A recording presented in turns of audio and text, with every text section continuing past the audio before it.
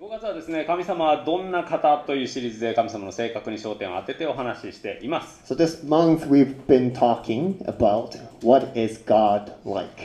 聖書の著者たちはですね、一貫して神様をこちらの次のスクリーンにあるように説明しています。So the authors of the Bible explained God as with these characteristics, which are ありますかね。はい、こちらです。神の属性、憐れみ深い、compassionate, 情け深い、 gracious, 怒るのに遅い、 slow to anger, 恵みに富む、 abounding in love, 誠に富む。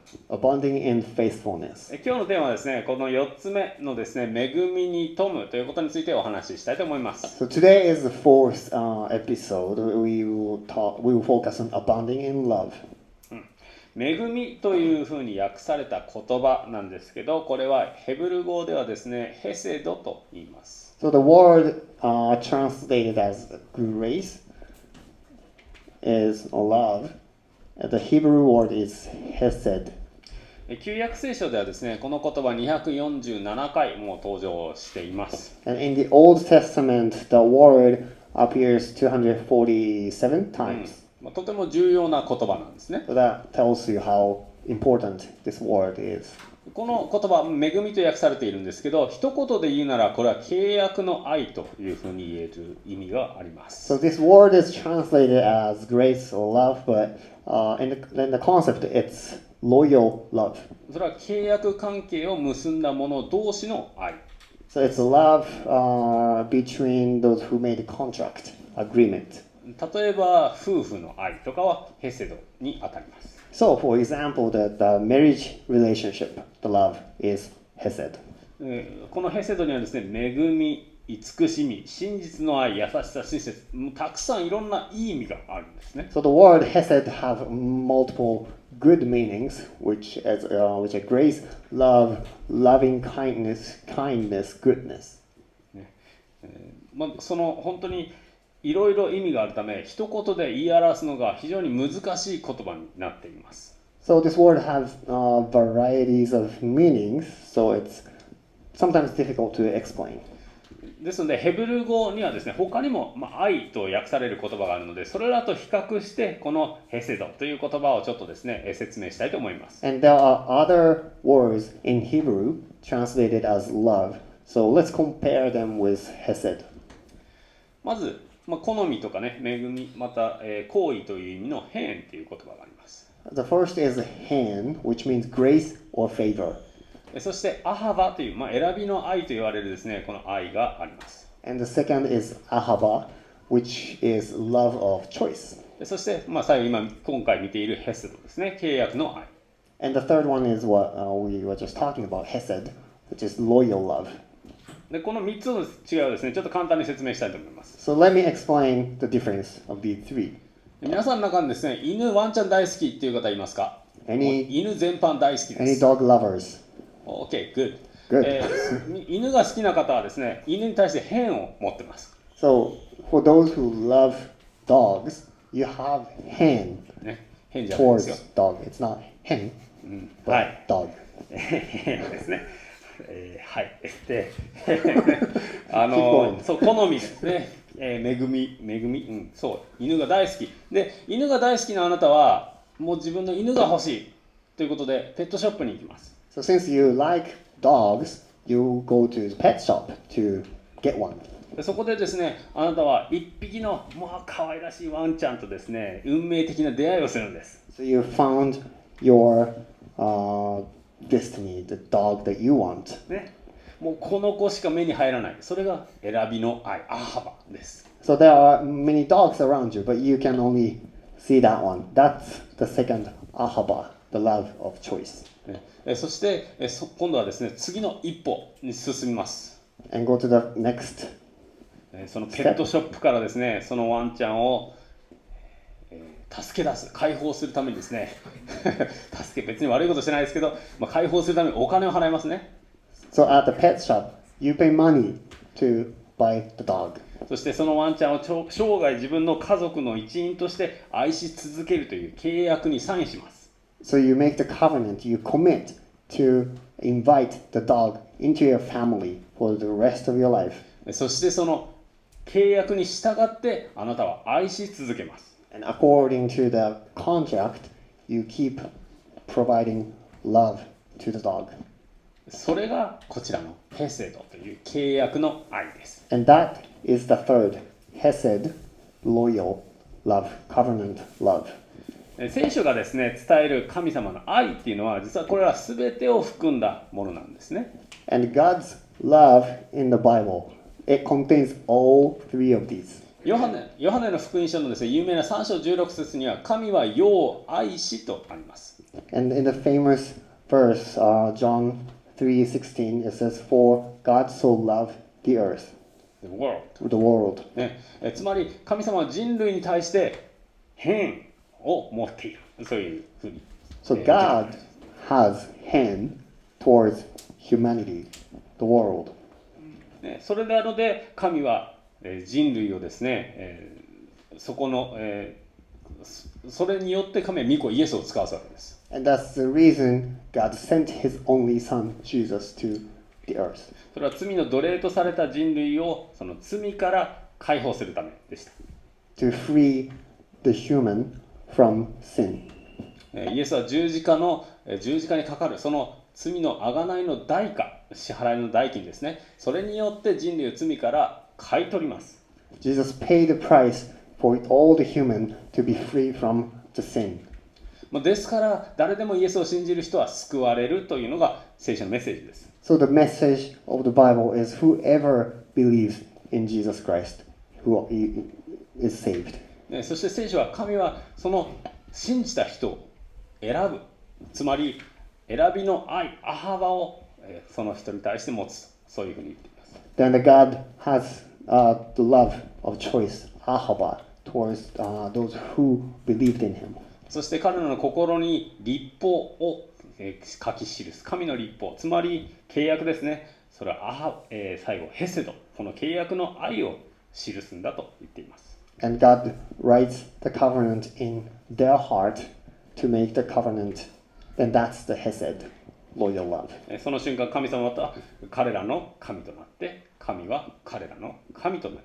And at the moment, we become God's children, and God becomes our God.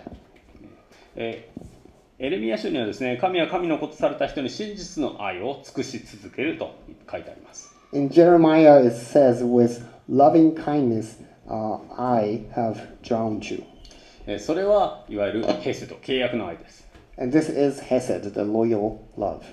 このようにですね、聖書全体を読むとですね、神様の愛、特にその神の家族、また子とされた人に対する愛は全てこの最後のヘセドという契約の愛が使われています。 So when you walk through the Bible, you can see that the love for those who believe in God is hesed, the loyal love.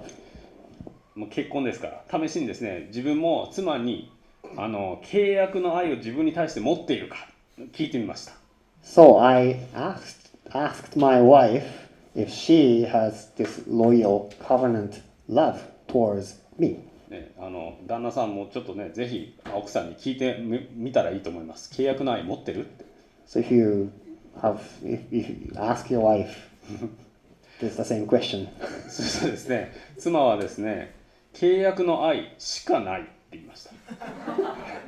My wife answered, "I only have like a loyal love." って思いましたけどね。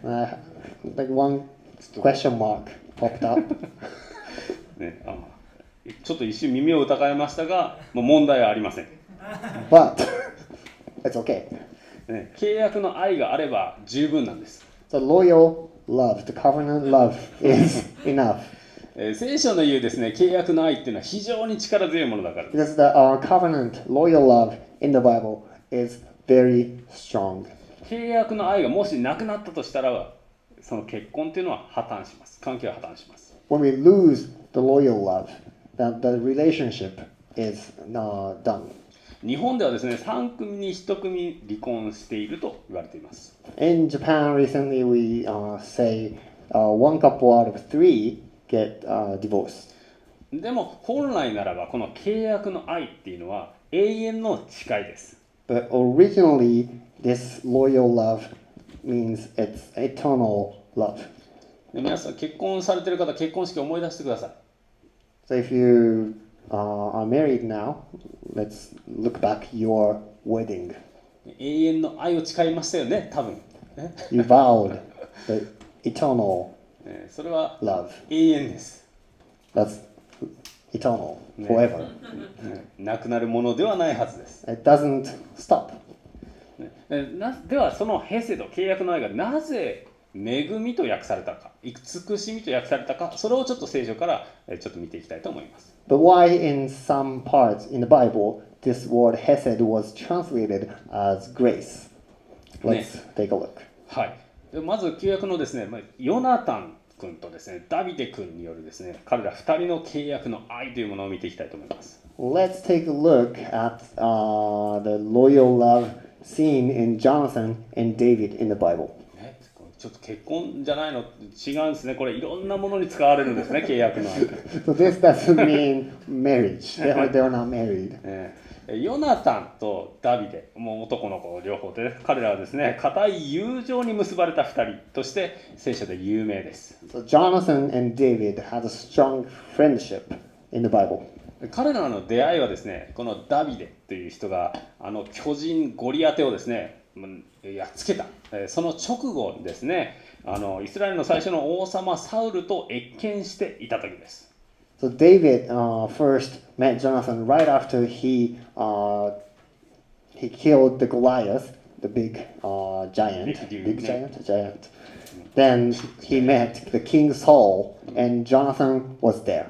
2人はですね、もうすぐ会って意気投合したんです。And as soon as they started talking, and they get along. You're my buddy. ね、って感 So じで they're す like ね。 buddies. はい。で、それでですね、聖書にはですね、こう記されています。The Bible says, ヨナタン、もう自分自身のようにそのダビデ、もうこれ最高だな、愛したので、ダビデと契約を結びました。ヨナタンはですね、着ていた上着を脱いで、それをダビデに与え、自分の鎧、兜、さらに剣、弓、帯までもう全部与えたんです。持ってけよ。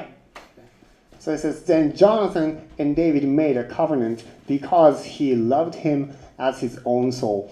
And Jonathan took off the robe that was on him and gave it to David, with his armor, even to his sword and his bow and his belt.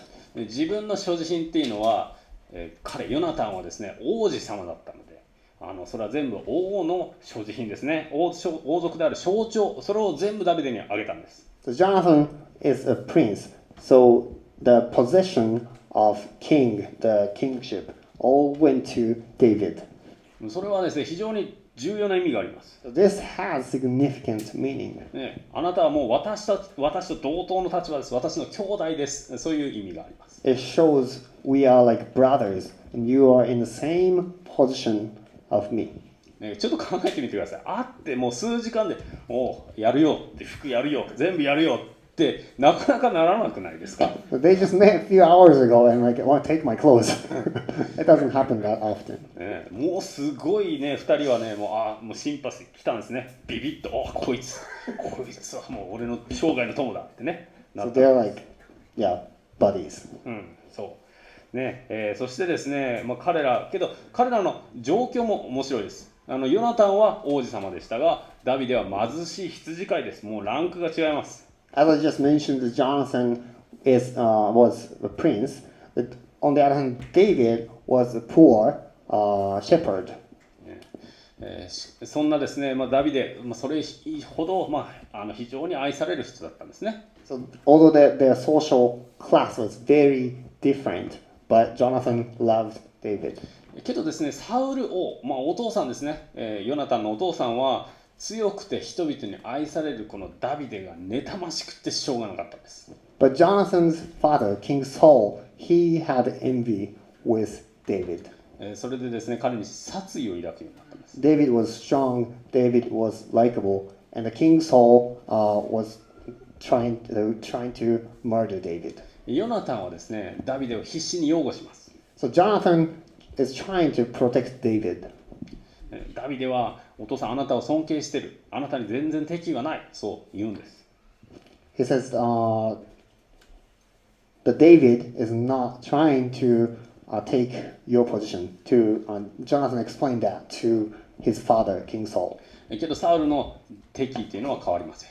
But King Saul's heart didn't change. それどころかですね、そのダビデをかばったヨナタンは自分の実の父親から殺されかけます。And instead, for protecting David, Jonathan was almost killed by his own father, Saul.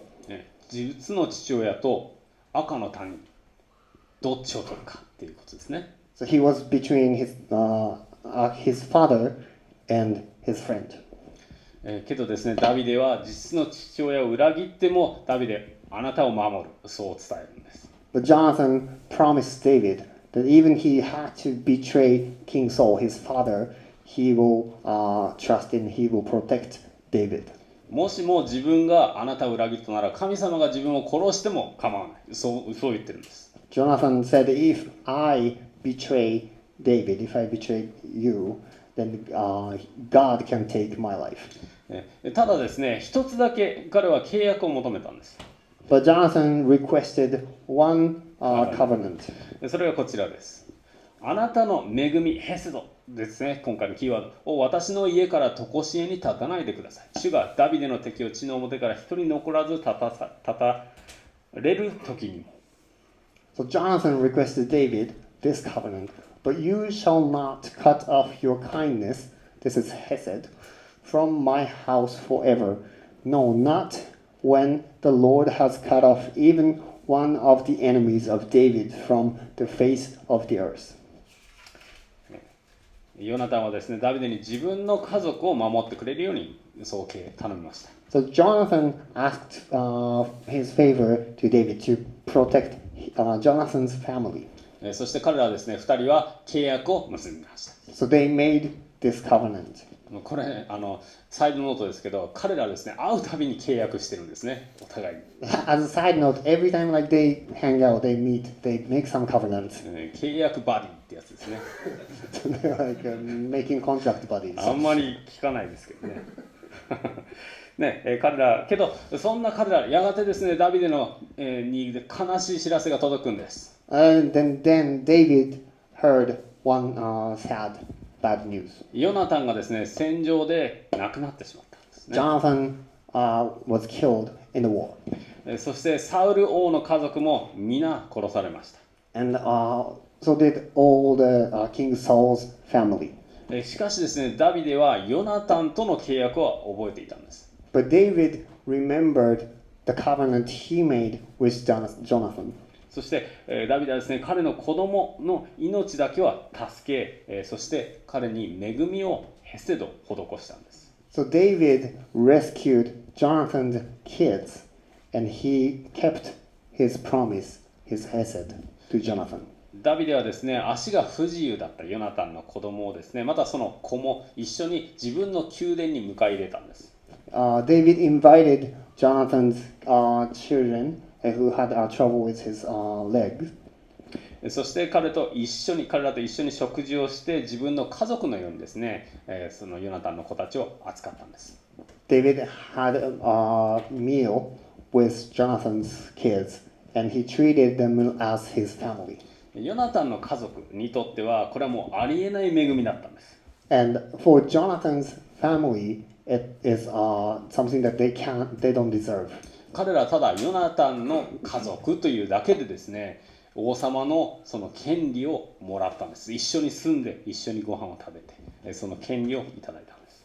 They did not do anything for David. Just because they were Jonathan's family, they had the privilege to eat with the king and live with king. これがですね、契約の愛、ヘセドが恵みと訳される理由です。So this is the reason the word hesed is translated as grace.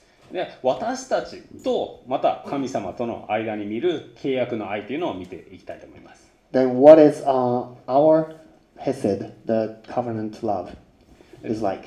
ダビデとヨナタンのですね、この話っていうのはただの良い昔話ではないんです。So the story Jonathan and David is not just a good fairy tale, old story. ここで示されている愛というのは私たち一人一人にも与えられているものです。This love has given to each one of us.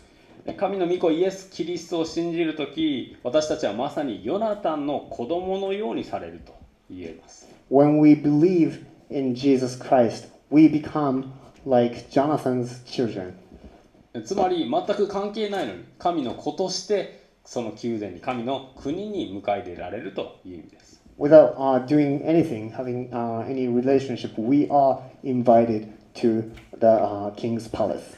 神の家で神と共に永遠に生きるようにされるという意味です。We are welcome to walk in to king's house. パウロはですね、このように宣言しています。ガラティアの3章29節。In Galatians, Paul said, あなた方はキリストのものであれば、アブラハムの子孫であり、約束による相続人なんです。And if you are Christ, then you are Abraham's seed and heirs according to the promise.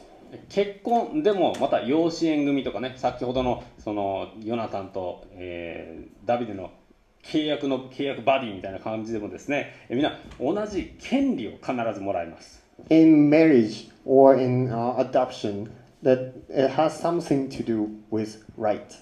相続の権利っていうのはその一つです。And one of them is the right of inheritance. 神の家族が相続するものは神の国であると聖書は伝えています。What God's family inherit is God's kingdom. そこはどんなに一生懸命良い行いをしても入ることができない場所です。And it's the place that you cannot enter because you do good things. アメリカに住むですね、ダニエルさんという方は、その自分の子供をですね、ディズニーワールドに連れて行く過程で、この神の恵みがどれほどありえないものなのかというのが理解したと言っています。I want to share one story from Daniel who lived in America, in US. He experienced this how great God's grace is from taking his kids to Disney World. ディズニーワールド行ってみたいですね。That's a nice place. We want to go. ダニエルさん、彼の次女はですね、8歳の時に彼の家族に引き取られました。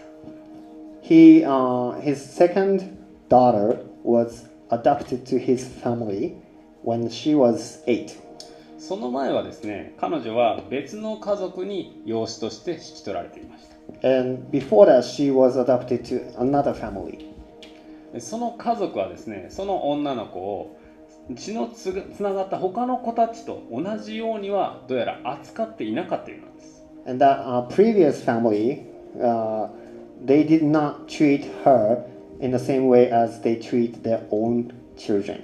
その前の家族はですね、家族で休暇になるとディズニーワールドに出かけるっていうのが、その、彼らの休暇の使い方だったようです。So the previous family, family tradition was to go to Disney World on the vacation. でも養子であるその子だけはその彼らがですねディズニーワールドに行くとき友人の家に預けられていたんです。いつも。But they did not take her, who they adopted, and they just asked their friends to watch her while they go to Disney World.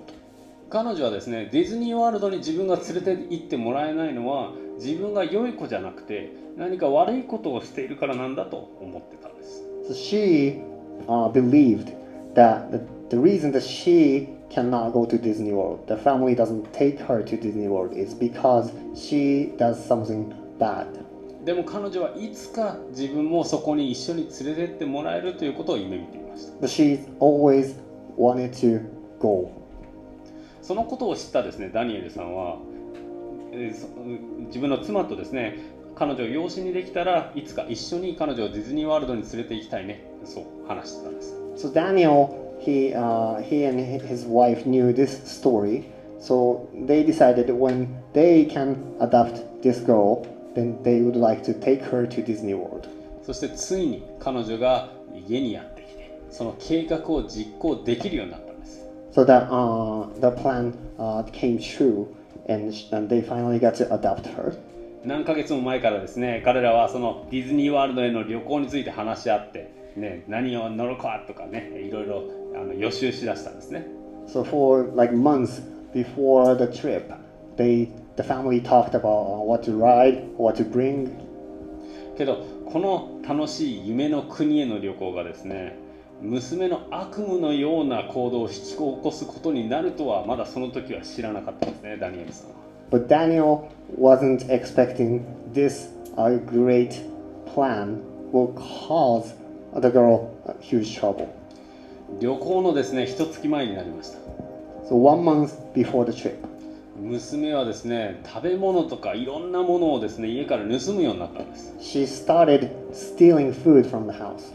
またですね、親に対して嘘をつくようになりました。She started lying to the parents. で、家族に向かってね、ひどい暴言を吐くようになったんです。 And she says the bad things too in the family. そしてそれはですね、旅行の日が近づくにつれてどんどん悪化していったんです。And it kept getting worse and worse as the day comes to close to the trip. もうですね、お父さんもですね、ちょっともうさすがにもうちょっとこれはっていうことでですね、旅行の数日前、女の子をですね、自分の膝の上に無理やり乗せました。 So the dad, Daniel, was tired and he decided he had to talk to her. ね、態度を改めるようにですね、言おうとしたんです。 He decided he needs to tell her to change her attitude. すると彼女ははっきり彼にこう言ったんです。 And she told him, 私はあなたが何をするか知ってる。 I know what you are going to do. 私をディズニーワールドに連れて行かないんでしょ。 She said, I know that you are not going to take me to the Disney World.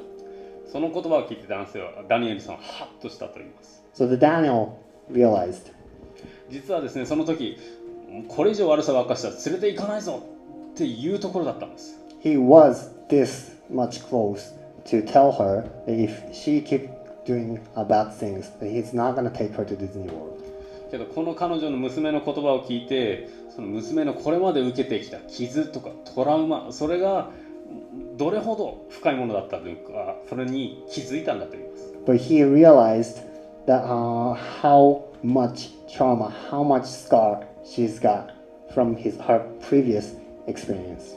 ダニエルさんはですね、心を落ち着かせて娘に聞きました。 So he calmed down himself and asked the daughter, あなたはこの家族の一員だよね。そう聞いたんです。 You're a member of this family, right? 彼女はですね、うなずき、その自分の目から巨大、もう大きなですね、大粒の涙がこぼれ始めたんです。 So she just nodded and she started tearing up. この旅行は家族旅行だよね。そう聞きます。 And he asked, this trip is a family trip. またうなずきます。 And she nodded again. ダニエルさんは、なら一緒に行くよ。そう言いました。 So then you are coming with us 君はこの家族の一員だから何があっても連れて行くよ。そう言いました。 because you are a member of our family and you're coming to this trip. 僕たちは君を絶対に置き去りにはしないよ。そう言ったんです。 We're not going to leave you alone. その時から彼女の行動は良くなったのかっていうと、実はそうでもなかったんです。 It's not true that she started behaving well all of a sudden after that. もうディズニーワールドにたどり着くその日まで彼女は大暴れだったんです。 So until the very day of the trip, she was behaving pretty bad. でも初めてのディズニーランドの一日を終えてホテルの部屋に戻った時、彼女はまるで別人のようになってたんです。 But after the first day of Disney World, she was a different person. 寝る時間になってですね、ダニエルさんはその子と一緒にお祈りしました。 So Daniel prayed for her to go to bed. そして抱きしめてですね、そして質問したんです。 And she gave her a hug and he asked her, ハニー、ディズニーどうだった？そう聞いたんです。 Honey, how was the Disney World? 彼女はですね、目を閉じながらぬいぐるみを抱きしめました。 So she just cuddled with her stuffed animal and she closed her eyes. しばらくするとですね、彼女は少しだけ目を開けてこう言ったんです。And she replied, ダディ、私やっとディズニーワールドに来れた。 I finally got to come to Disney World, Daddy. でもそれは私が良い子だったからじゃなかった。 But not because I was a good kid. 私はダディ、あなたの子供だったから。 That was because I was your child. これが恵みです。 So this is grace. 恵みは私たちが良い人間だからとか良い行いをしているから与えられるギフトではなくご褒美ではないんです。 Grace is not a reward. Grace is not gift because what we are doing is good. 神の子供というだけで受け取れるギフトです。 It's a gift that we can receive just because we are children of God. 恵みはたとえ私たちが神に暴言を吐くようなそのような人でもですね、関係なく親切にし追いかけハグしてくれる神の優しさです。 Grace comes to us even when we are behaving badly to God or we are lost.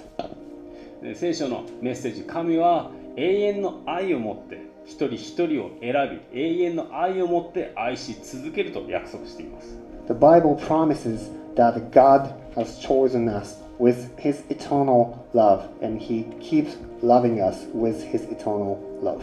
その意味はですね、神の子供として契約によって永遠に私はあなたを愛し続けますという神の決意の言葉です。 So that's the decision, that's a promise God has made for us, that He will love us forever. もしあなたが神を信じているなら、イエスを信じているなら、神の国はあなたのものです。 So if you believe in Him, the God's kingdom is yours. その場所に必ずあなたは置いていかれることはありません。必ずそこにたどり着きます。 So God is not going to leave you alone, that you will make it to His kingdom. もしあなたがイエスを信じているなら、あなたはすでに選ばれています。 If you've believed in Him, you are chosen by God. 神様はそのあなたにですね、永遠の愛を尽くし続ける、そう約束しておられます。 So God promises that His love for you is eternal.